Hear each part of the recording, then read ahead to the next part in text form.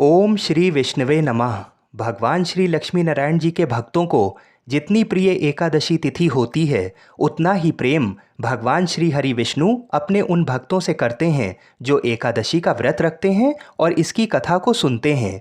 अश्विन मास के शुक्ल पक्ष की एकादशी तिथि को पापांकुशा एकादशी के नाम से जाना जाता है। वर्ष 2022 में पापांकुशा एकादशी का व्रत 6 अक्टूबर दिन गुरुवार को रखा जाएगा। शारदीय नवरात्र के बाद दशहरा पर्व के अगले दिन ये एकादशी का व्रत पड़ता है, इसलिए इसका महत्व और अधिक बढ़ जाता है। जब धर्मराज युधिष्ठिर जी ने भगवान श्री कृष्ण से पापांकुशा एकादशी की व्रत की महिमा को पूछा, तो भगवान श्री कृष्ण जी ने कहा कि पापांकुशा शब्द पाप और अंकुश इन दो शब्दों को मिलकर बना है। अंकुश का अर्थ होता है एक विशेष प्रकार का लोहे का कांटा जिसे हाथी को वश में किया जाता है। तो जो पाप रूपी हाथी को अंकुश से बस में कर ले, उसी का नाम पापांकुशा एकादशी है। फिर भगवान श्री कृष्ण जी कहते हैं, जो मनुष्य इस दिन भगवान विष्णु के पद्मनाभ रूप की पूजा करता है, उसे मनोवांछित फल की प्राप्ति होती है। इस एकादशी को पद्मनाभ एकादशी के नाम से भी जाना जाता है और गरुड़ पर बैठे भगवान श्री लक्ष्मी नारायण जी के दर्शन करने से वह फल प्राप्त होता है जो कई वर्षों की कठोर तपस्या से भी नहीं मिलता है। यह एकादशी स्वर्ग, मोक्ष, आरोग्य, सुंदर स्त्री तथा अन्न और धन को देने वाली है। हे युधिष्ठिर, इस व्रत को करने वाला पितृपक्ष की 10 पीढ़ी और स्त्री पक्ष की 10 पीढ़ियों का उद्धार कर देता है। और जो मनुष्य इस दिन तिल, गाय, अन्न, सोना, जल, छतरी तथा जूते का दान करता है, वह मनुष्य कभी भी यमराज को नहीं देखता है।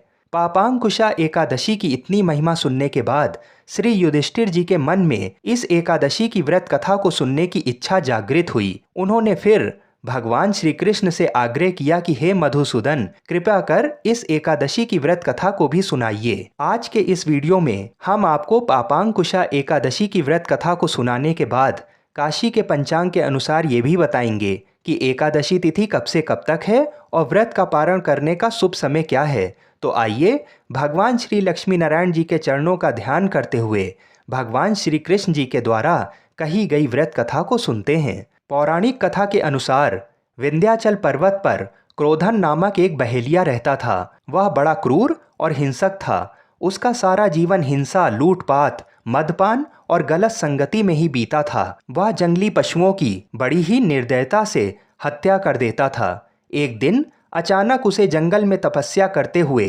अंगीरा ऋषि जी दिखे। उसने अंगीरा ऋषि से कहा, मेरा कर्म बहेलिये का है, इस कारण मुझे न जाने कितने ही निरीह पशु पक्षियों को मारना पड़ा है।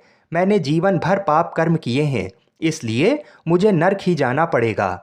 कृपया कर मुझे कोई ऐसा उपाय बताइए जिससे मेरे सारे पाप मिट जाएं और मोक्ष की प्राप्ति हो। उसके निवेदन पर महर्षि अंगीरा ने उसे अश्विन शुक्ल पक्ष की पापांकुशा एकादशी का विधि पूर्वक व्रत करने को कहा। महर्षि अंगीरा के कहे अनुसार उस बहेलिये ने पापांकुशा एकादशी का व्रत रखा।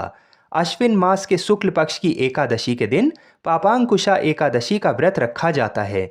बहेलिये ने विधि पूर्वक इस दिन भगवान विष्णु का पूजन किया और व्रत रखा। भगवान विष्णु की कृपा से बहेलिये को सारे पापों से छुटकारा मिल गया। मृत्यु के बाद जब यमदूत बहेलिये को यमलोक लेने के लिए आए, तो वे चमत्कार देखकर हैरान हो गए। पापांकुशा एकादशी के प्रताप के कारण बहेलिये के सभी पाप मिट चुके थे। यमदूत को खाली हाथ ही यमलोक जाना पड़ा। बहेलिया भगवान विष्णु की कृपा से बैकुंठ लोक को गया। आइए अब एक दृष्टि डालते हैं वाराणसी के पंचांग के ऊपर। वाराणसी के पंचांग के अनुसार एकादशी तिथि 5 अक्टूबर को दोपहर 12:02 से प्रारंभ होकर अगले दिन 6 अक्टूबर को सुबह 9:41 तक रहेगी। सूर्योदय के समय एकादशी तिथि 6 अक्टूबर को होने के कारण शास्त्र अनुसार एकादशी का व्रत 6 अक्टूबर को ही रखना सर्वोत्तम रहेगा। अगले दिन 7 अक्टूबर दिन शुक्रवार को व्रत का पारण सुबह 5:52 से लेकर सुबह 7:27 के मध्य में अवश्य कर लें। व्रत के पारण के दौरान किसी भी ब्राह्मण को दान दक्षिणा, वस्त्र आदि देकर चरण स्पर्श करें। उसके बाद गाय की पूजा करने के बाद एकादशी के दिन आपने भगवान को जो भी भोग लगाया हो, उसी प्रसाद को खाकर अपना व्रत खोलें। इस प्रकार पूरे विधि विधान से पूजा करने से भगवान श्री कृष्ण जी कहते हैं कि ऐसा मनुष्य अंत समय में दिव्य देह धारण कर पीतांबर पहने और हाथ में माला लिए गरुड़ पर सवार होकर विष्णु लोक को जाता है और उसके सभी पाप नष्ट हो जाते हैं। हम ऐसी मंगल कामना करते हैं कि भगवान श्री लक्ष्मी नारायण जी हम सभी की मनोकामनाओं को पूर्ण करें। जय श्री राधे कृष्ण।